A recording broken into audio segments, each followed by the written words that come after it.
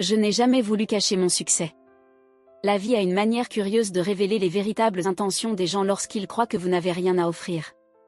Je m'appelle Emma Chen, et j'ai toujours su que les apparences peuvent être trompeuses. J'ai grandi dans un appartement modeste au-dessus de l'épicerie de mes parents, dans le quartier de Chinatown à San Francisco. J'ai vu mes parents consacrer leur vie à des journées de travail de 14 heures pour mettre de la nourriture sur la table et m'offrir une chance d'avoir un avenir meilleur. Leurs leçons m'ont façonné. La vraie valeur ne se mesure pas par la richesse, mais par le caractère et la détermination. Emma. Chaque jour est une nouvelle opportunité, me disait ma mère chaque matin, en ajustant mon col, avec ses mains marquées par le travail, mais aussi délicates que de la soie. Tandis que mes camarades jouaient aux jeux vidéo ou regardaient la télévision, j'aidais à réapprovisionner les étagères, apprenant la gestion des stocks et étudiant les livres de comptabilité. La vieille calculatrice de mon père est devenue mon jouet, et les chiffres, mes compagnons fidèles. Mais au-delà des mathématiques, j'ai absorbé les valeurs de leur travail. Respecte chaque client, peu importe combien il peut dépenser.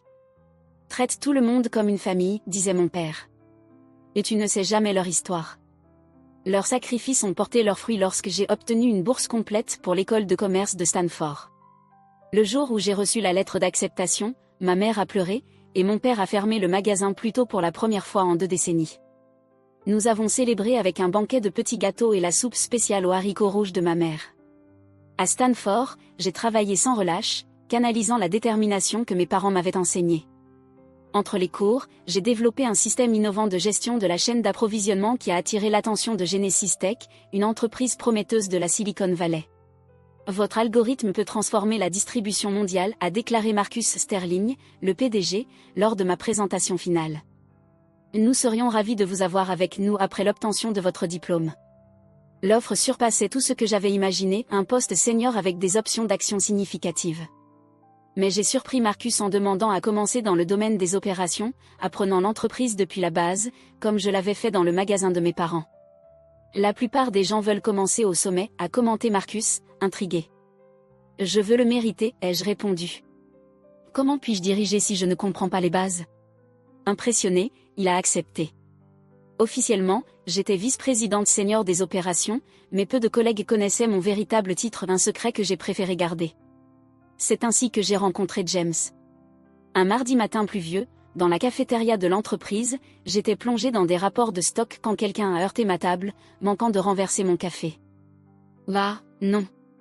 Désolé.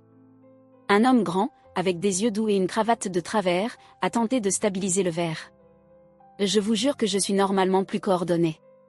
Riant, j'ai répondu, pas de problème. Je suis Emma. James Wilson. Son sourire chaleureux m'a touché. Laissez-moi vous compenser. Un café à ma charge? Un café a conduit à un déjeuner, puis à un dîner, et bientôt nous sommes devenus inséparables. James travaillait dans le marketing, son côté créatif complétant ma nature analytique. Il adorait entendre parler de mon travail en opération, toujours curieux de savoir comment s'était déroulée ma journée. Et tu ne vois pas seulement des problèmes, m'a-t-il dit un soir en nous promenant sur la baie. Tu vois des solutions. Lorsqu'il m'a demandé en mariage 6 mois plus tard, j'ai accepté sans hésiter. Ce n'est que lorsque nous avons commencé à organiser le mariage que j'ai rencontré sa mère, Victoria Wilson.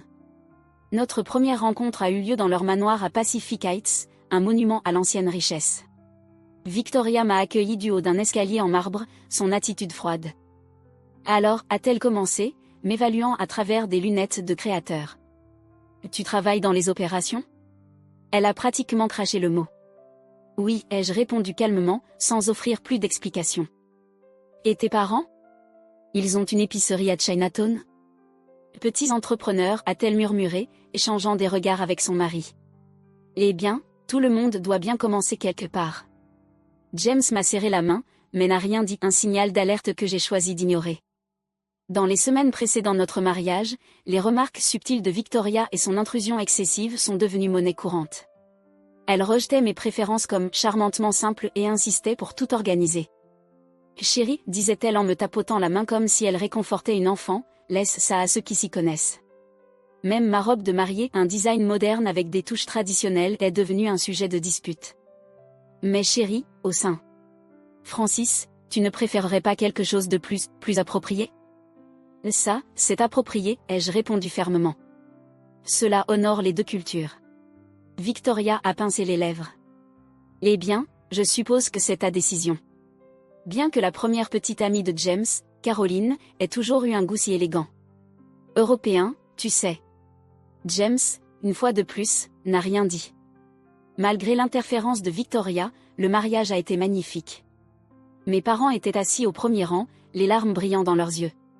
Pendant ce temps, Victoria dominait la scène, divertissant son club de bridge avec des histoires sur les cousins prospères de James. Mais bien sûr, tout le monde ne se marie pas pour gravir l'échelle sociale, l'ai-je entendu dire, avec un ton plein de mépris. La vie après le mariage n'a pas allégé la tension. Les dîners mensuels en famille sont devenus des épreuves de patience alors que les pics de Victoria continuaient. Emma, chérie, pourrais-tu aider la domestique à nettoyer la table? Tu dois te sentir plus à l'aise dans la cuisine. Ou encore, James, Caroline vient d'être promue associée au cabinet d'avocats. N'est-ce pas inspirant lorsque les gens atteignent leur plein potentiel? À Noël, Victoria a annoncé un grand dîner de fête, soulignant « Tous ceux qui comptent seront là ». Tous ceux qui comptent, ai-je répété. Oui, eh bien, tu comprends, la famille, a-t-elle répondu. James a regardé au fond de son verre de vin, silencieux comme toujours. Ce que Victoria ne savait pas, c'est que son dîner de Noël allait démanteler ses suppositions de manière qu'elle n'aurait jamais pu prévoir. Nous sommes arrivés à la maison des Wilson exactement à 18h. Fidèle à son style, Victoria n'a pas lésiné sur les moyens. Des milliers de lumières blanches brillaient sur la façade de 3 étages, et une énorme guirlande avec un nœud doré ornait la porte d'entrée. À travers les fenêtres embuées, j'ai entrevu une salle à manger digne d'un magazine de luxe, avec des arrangements floraux hauts et des cristaux scintillants. Et James, Emma. Victoria nous salua, avec un sourire aussi poli et froid que les couverts à l'intérieur. Elle portait une élégante robe de créateur, sans aucun doute plus chère que ce qu'elle imaginait que je gagnais en un an. Chérie, tout le monde est réuni dans le salon. Emma, peut-être que tu pourrais donner un coup de main en cuisine avec les hors-d'œuvre? Maman. Commença James, mais je touchai doucement son bras. Tout va bien, dis-je d'une voix calme. Les lèvres de Victoria se tordirent en un sourire hautain. Tellement serviable. C'est ce qu'on aime chez elle, n'est-ce pas, James? Toujours prête à aider. James laissa échapper un léger rire et la suivit dans le salon, me laissant seule dans le couloir. Dans la cuisine, je trouvai Maria, la gouvernante des Wilson depuis 15 ans, dirigeant une petite équipe avec la précision d'un général. Lorsqu'elle me vit, son sourire chaleureux atteignit ses yeux. « Madame Emma, que faites-vous ici? Vous êtes une invitée. » Apparemment non, répondis-je avec un sourire ironique. Néanmoins, je retroussai mes manches et commençai à l'aider à organiser les canapés au saumon fumé. La sonnette retentit à nouveau, suivie des exclamations enthousiastes de Victoria tandis que d'autres invités arrivaient. Parmi les voix, une se distingua, Caroline. Bien sûr, l'ex-petite amie de James avait trouvé son chemin jusqu'à la liste des invités. Quand il fut temps de servir le dîner, Maria et moi emportâmes les hors-d'œuvre dans la salle à manger formelle.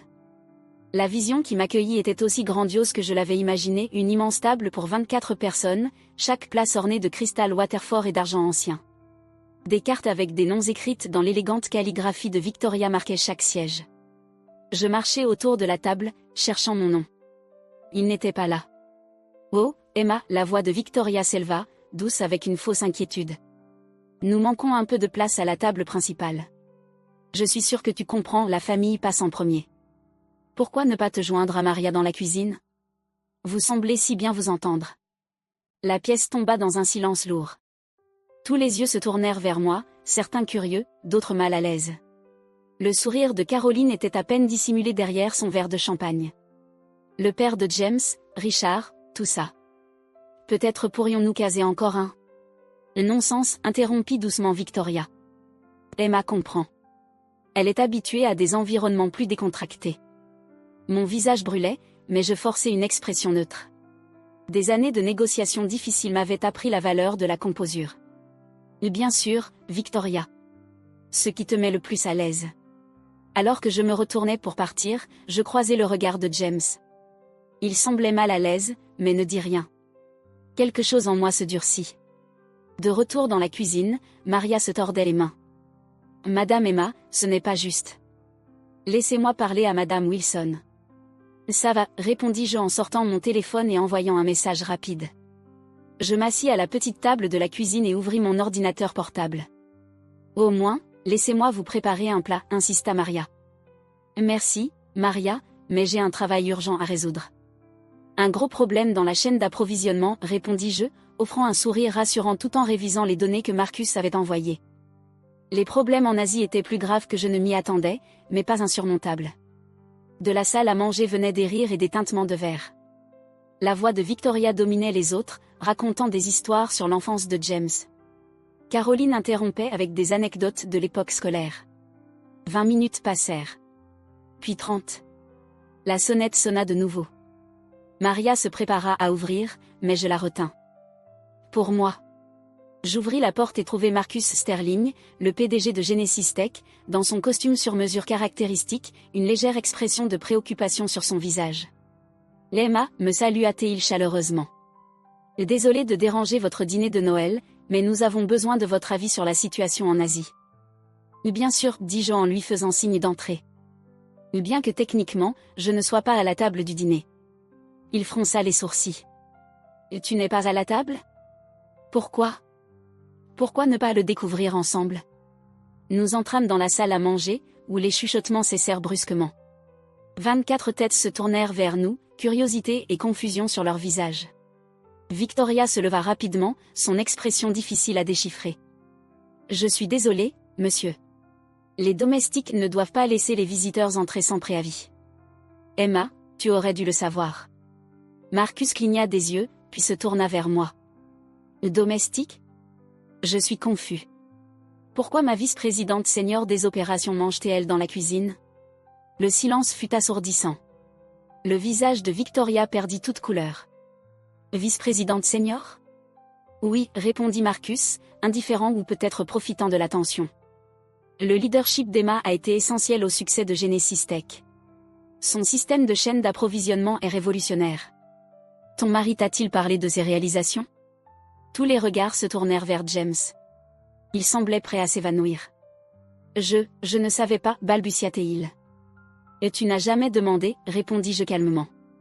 Le verre de champagne de Caroline glissa de sa main, se brisant sur le sol en bois. Personne ne bougea pour nettoyer. Mais tu travailles en opération, balbutia Victoria. Tu as dit. Je travaille, répondis-je d'une voix sereine. En tant que vice-présidente senior, j'ai choisi de commencer à la base, comme mes parents l'ont fait dans leur modeste épicerie.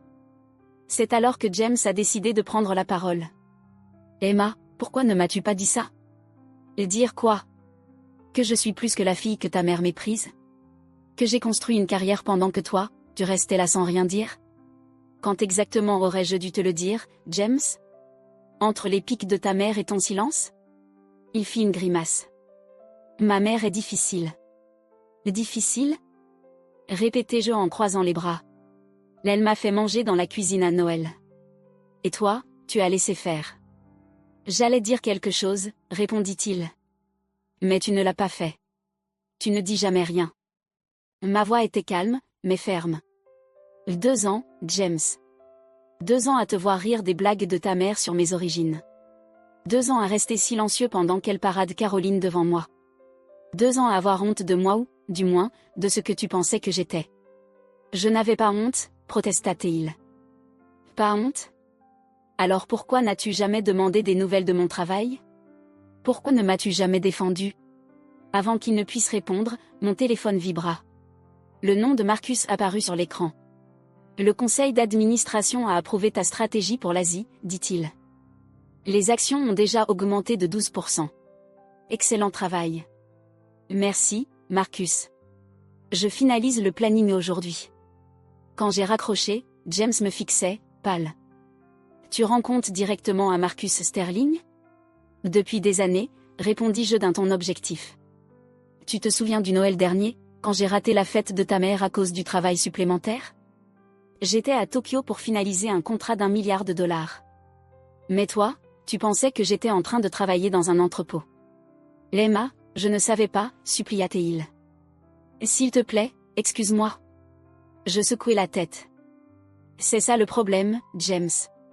Maintenant que tu sais que je réussis, tu veux réparer les choses. Et quand tu pensais que je n'étais qu'une fille du marché? Je ne méritais pas de respect à l'époque? Le silence entre nous était assourdissant. Quelques jours passèrent, et j'étais dans mon bureau lorsque ma secrétaire m'informa. « Emma, Madame Wilson est là avec James. Ils insistent pour entrer. » « Faites-les entrer, répondis-je. Victoria entra, impeccable comme toujours, bien que sa prestance habituelle fût absente. Ses yeux parcoururent la pièce, s'écarquillant lorsqu'ils se posèrent sur mes diplômes et mes prix. « Emma, ma chère, » commença-t-elle d'une voix sucrée. « Nous devons clarifier ce malentendu. » « Malentendu » Levai-je un sourcil. « Tu veux dire quand tu m'as fait manger dans la cuisine ou quand tu as passé 2 ans à me traiter comme si j'étais inférieure ?» Sa bouche s'ouvrit et se ferma comme un poisson hors de l'eau. Je ne savais pas qui tu étais. Lisa, l'interrompis-je fermement, c'est la racine du problème. Tu m'as jugé en fonction de l'épicerie de mes parents. Dis-moi, Victoria, combien penses-tu que la Genesis Tech a payé pour mon système de chaîne d'approvisionnement? Elle cligna des yeux, confuse. Je ne sais pas, 300 millions de dollars. Avant même que je sois diplômée. Ce petit magasin m'a tout appris sur le respect et le travail acharné, des concepts que tu n'as toujours pas appris. Emma, intervint James, les gens peuvent changer. Donne-nous une chance de réparer ça. J'ouvris mon ordinateur portable, révélant un email de mon avocat. 2 ans, James. Je t'ai donné amplement de chance. Je croisai son regard. Je demande le divorce. Victoria poussa un cri. Tu ne peux pas. Pense à l'avenir de James. Je suis en train de penser. Et au mien aussi. Je me levai. Le contrat prénuptial que tu as insisté pour que l'on signe protège aussi bien mes biens que les siens. Et la maison de Pacific Heights? Je l'ai achetée l'année dernière. Vérifie les registres fonciers. James s'affaissa sur sa chaise, stupéfait. Pendant tout ce temps, pendant que tu laissais ta mère me rabaisser, j'étais en train de construire quelque chose de réel. Je pressai un bouton sur mon bureau. Sarah, s'il te plaît, accompagne-les à la sortie. James, tu as jusqu'à vendredi pour emmener tes affaires chez tes parents. Emma, pense à ce que les gens vont dire, s'écria Victoria, tandis que la sécurité arrivait. Ils diront ce que j'aurais dû dire il y a des années, le respect ne se gagne pas avec un compte bancaire, mais en traitant les gens avec dignité. Je me tournai vers James. Ta mère a passé 2 ans à essayer de me faire sentir petite. Elle n'a réussi qu'à me montrer à quel point elle est petite. Lorsqu'ils partirent, je restai près de la fenêtre, observant la brume sur la baie. Un message de ma mère arriva sur mon téléphone, chaque jour est une nouvelle opportunité. Que as-tu pensé de cette histoire? Laisse tes commentaires ci-dessous. Passe une excellente journée.